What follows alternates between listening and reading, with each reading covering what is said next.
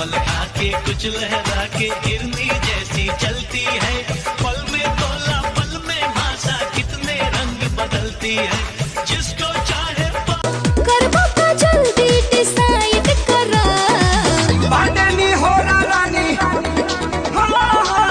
बाटनी हो रानी, आजा तू कोरा पीछे से तकिया के साइड करो। पांडव म्यूजिक क्यों बंद किया रे? मेरा नाच है भैया, बजा थोड़ी। कोहिया में कसी के सैया मारे लो कचक,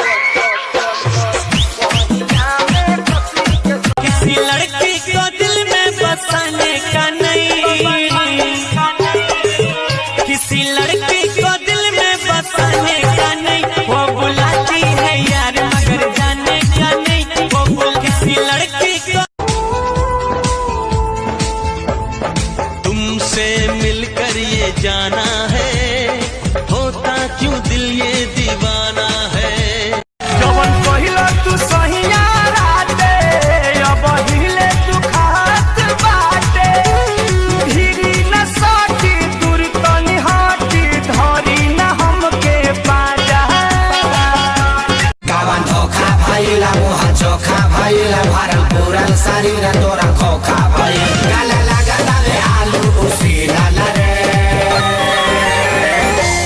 अरे ही लाला रे ही लाल, क्या हुआ बच्चा?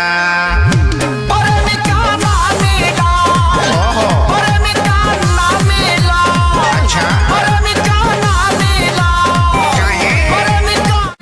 तोहरा पे भइल कुर्बान,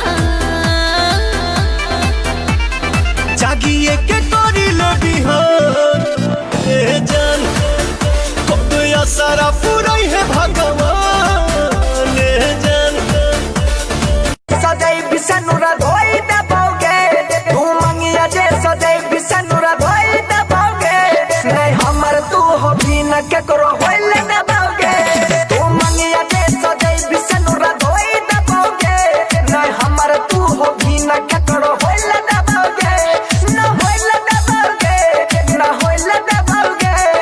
रेडी फॉर लव, होठ से होठ सटाने दो रानी, पीने दो अपने मोहब्बत का पानी।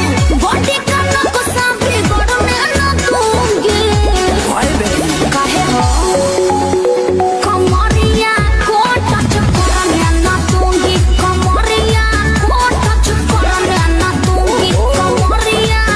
कब तक याद करूं मैं उसको, कब तक अश्क बहाऊं, यारो रब से